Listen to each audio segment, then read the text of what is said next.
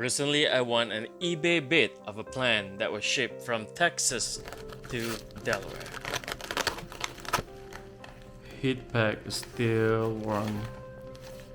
Few days ago, the temperature plummeted to 35 degrees, and it was not a good condition for our plants to be shipped.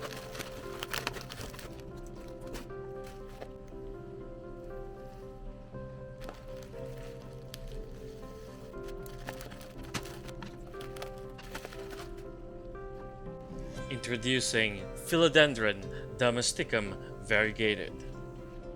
This plant is very popular due to its beautiful variegation and colors. Overall, I'm very satisfied with my purchase, and it was a very successful UPS 2-day plant shipment.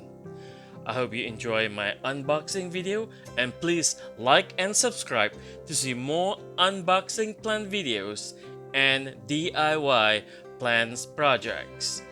See you again in my next video, and have a good day.